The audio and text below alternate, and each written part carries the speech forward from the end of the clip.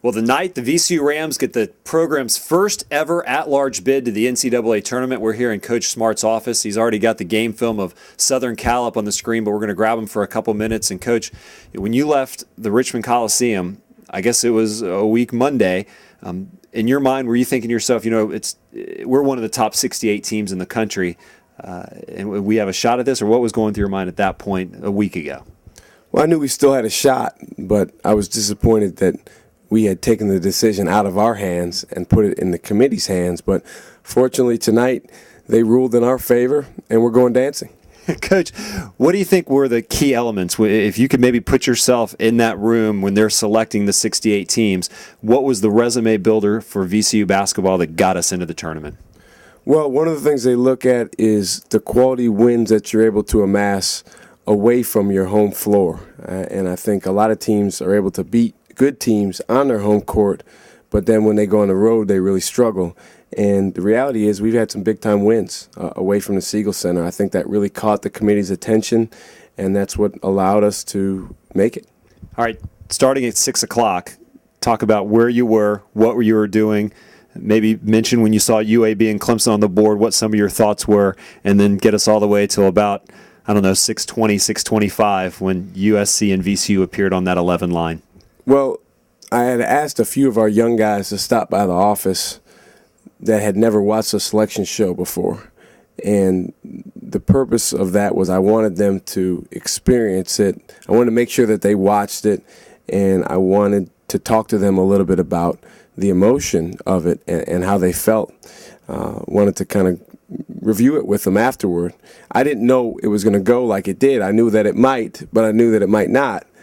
So we were sitting in here in the office watching, and as you mentioned, we saw Clemson and UAB, two very, very deserving teams, and we knew that we were pretty much down to one more chance of being in that other first four game.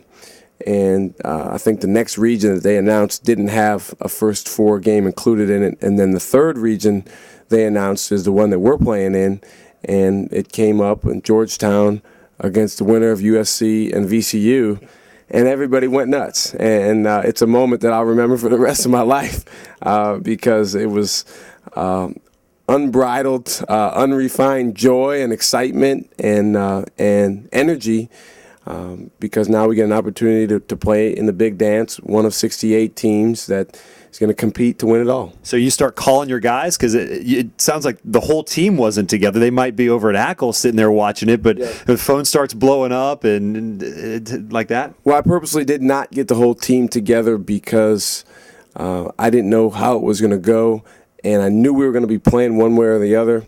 So if it didn't go our way, I didn't want that moment for them to be something they dwelled on. I wanted to be able to move past it. If I'd have known what was going to happen, I would have had everyone together, but it could have gone either way. And fortunately, it went in our favor. But as soon as it happened, Joey called me. I picked up the phone and just told him how happy I was for him and how proud I was of him. And I told all the guys at that point that we were going to get together as a team. We met at about 7:30, and we just talked about the fact that this is a phenomenal opportunity for us. There's some people out there outside of Richmond that are doubting us, that don't know us as well as our fans know us and as well as we know ourselves. Now we get a chance to go prove to them how good we are. All right. This last week up until now, how much workouts have you had? What have the guys been doing? This is a quick turnaround, Coach. Wednesday night, you're going to be playing a basketball game. How have you treated the team from staying prepared to play basketball in the postseason? Well, we took a couple days off, well-deserved days off for the players after the CAA tournament. It was 3 grueling games in 3 nights. The players were able to focus on academics and taking care of everything off the court that they need to take care of. Our coaching staff did some recruiting, got on the road, watched some tape of our games. Obviously, we didn't have an opponent to prepare for. Then we got back to work midweek. And we had some good workouts, some good practices, got a lot of individual work in, got a lot of competitive team work in. We practiced earlier today at 2 o'clock, had a very good day, guys going at each other and making progress. And so now we're ready to prepare for an opponent. It's time. And we'll practice again tomorrow, and then we'll leave for Dayton. All right, give me a little of the inside baseball. How do you get prepared for Southern Cal? Do you have footage on them? How do you get film on them? They're all the way out in the West Coast. How does a scouting report start to develop from this point? Well, with technology now, it's very, very easy to get game tape on opponents. So I already have some up on my screen, and I'll be in here late tonight, as will the rest of our coaching staff, watching film on Southern Cal and preparing our scouting report and our game plan. From there, we'll go into practice tomorrow, and we'll start with our scouting. We'll start with our preparation. We'll prepare our guys from a personnel standpoint so that they know everything that we're going up against. It is a quick turnaround, but at the same time, we have 2 days to prepare the team, which is what we normally have. The difference is usually we know who we're playing a lot further in advance, but that's fine. As I tell my wife all the time, I'd stay up all night for a win. I would imagine the city of Dayton is going to be a place that you'll enjoy getting back to. You were an assistant coach there. Hopefully a lot of fans in Dayton will come out and wear the black and gold based on your relationships. I don't know about a lot. There'll definitely be some people that I stayed in contact with that will be VCU fans on Wednesday night.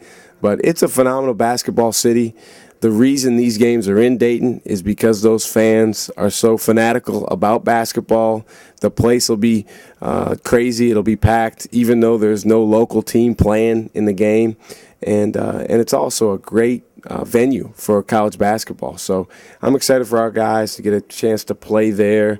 And at the same time, we'd have gone to Alaska for this game. So it really doesn't matter where it is. We're excited about going and playing and competing against USC. Coach, congratulations on your first NCAA berth. We look forward to talking in Dayton. Really thrilled for the guys and look forward to seeing that banner hanging out there, the 10th of VCU basketball history. Thanks, Robbie. And we're not just satisfied with going. We want to go win, and we want to go represent for all of our fans. I'm packing for 8 days. Sound good? That sounds good to me. All right, that's Coach Smart. He's got film to watch. We'll talk to you down the line.